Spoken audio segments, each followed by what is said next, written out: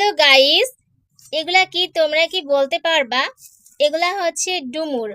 ঠিক আছে, আমার খুবই পছন্দ, খাইতে ভালো লাগে। এটা রান্না এবং ভাজি। আম্মু এগুলা নিয়ে এসেছে কোথায় থেকে, আমার এখানে গাছ আছে সেখান থেকে নিয়ে আসছে। হচ্ছে ডুমুর। ঠিক আছে, এটা ভাজি করেও খেতে হয়, আবার রান্না করেও খেতে হয়। আমার খুবই ভালো লাগে। আম্মু নিয়ে আসছে, পাশে একটা গাছ আছে এখানে, সেখান থেকে। আম্মু কিছু ডুমুর কেটে নিয়েছে। এইভাবে ডুমুরগুলোকে কাটা লাগে। ঠিক আছে, আম্মু কি সুন্দর করে এগুলো কেটে ফেলেছে। আমি কাটানোটা দেখাতে পারলাম না, আগে কেটে ফেলেছে। মাঝখান থেকে এভাবে কাটতে হয়, কেটে এটাকে ভাজি করা লাগে, আবার ভুনা করা লাগে। ডুমুরগুলাকে এইভাবে কাটা লাগে। আম্মু অবশ্যই ডুমুরগুলাকে আগে কেটে ফেলেছে, আমি তোমাদেরকে দেখাইতে পারলাম না কাটানোটা। এই দেখো, এইভাবে সুন্দর করে কাটতে হয়। ডুমুরটা এটা খেতে অনেক টেস্টি হয়, ভাজি। আমার তো খুবই পছন্দ, অনেক ফেভারিট। এটা তোমরা চেনো কিনা জানি না।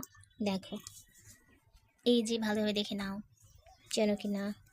ডুমুর রান্না, ডুমুর রান্না আজকে আমি যেভাবে রান্না করব সেটা দেখাবো।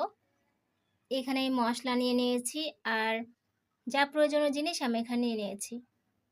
ডুমুরটা আমি সিদ্ধ করে ভাজি করব, সেই জন্য আমি এগুলো সব দিয়ে দিচ্ছি। সব একসাথে দিয়ে তারপরে ভাজি করব। পরে মশলাগুলো দিয়ে দিব। এই তো দিয়ে দিলাম। এটা একটু নাড়াচাড়া করে পানি দিয়ে সিদ্ধ দিব। ভাজি করা হবে তো সেই জন্য অল্প পানি দিতে হবে, জাস্ট সিদ্ধ হবার জন্য। এখন প্রেসার কুকারে ঢাকনাটা দিয়ে আমি ঢেকে দিব। প্রেসার কুকারে মুখটা লাগিয়ে আমি সিদ্ধ হবার জন্য দিয়ে দিয়েছি। 3-4টা সিজ দিতে হবে, কারণ ডুমুরটা একটু শক্ত টাইপের হয়, সিদ্ধ হতে সময় লাগে। দেখা যাক কয়টা সিজ প্রয়োজন হয়। ডুমুরটা সিদ্ধ করা হয়ে গেছে, এখন তেলে দিতে হবে। ডুমুরের পরিমাণটা অল্প ছিল বলে আমি এইখানে একটা আলু দিয়েছি। তোমরা আলু দিয়েও করতে পারো, আবার শুধু ডুমুরটা ভাজি করতে পারো। আমার এখানে অল্প ছিল বলে আমি দিয়েছি। এবার তেলে দেওয়ার পালা। তেল দিয়ে দিলাম। শুকনো লঙ্কা, তেজপাতা, জিরা, পেঁয়াজ, রসুন সবকিছু তেলের মধ্যে দিয়ে দিয়েছি। এটা একটু ভাজা ভাজা করে নিতে হবে, তারপরে ডুমুরটা দিয়ে ভাজতে হবে সুন্দর করে। আমি এটা একটু ভেজে নিচ্ছি। এটা যখন একটু লাল লাল হয়ে আসবে তখন দিয়ে দিতে হবে ডুমুরগুলা। আমি এখন ডুমুরটা দিয়ে দিচ্ছি।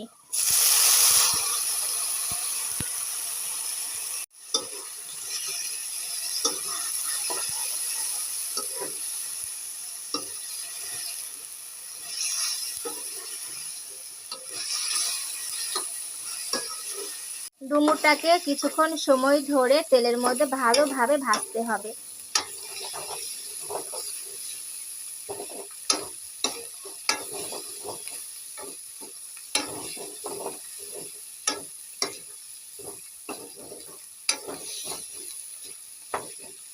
আমার ডুমুরের ভাজি একদম কমপ্লিট হয়ে গেছে। দেখো কি সুন্দর হয়েছে ভাজিটা। অবশ্য আমি এখানে দেখাচ্ছি, দেখানোর কারণ হচ্ছে ছাদে রান্না করলাম। ছাদের রান্নাঘর আছে, সেই রান্নাঘরে আমি রান্না করছি, এই জন্য। আমার ডুমুরের ভাজি একদম কমপ্লিট হয়ে গেছে। দেখো কি সুন্দর হয়েছে।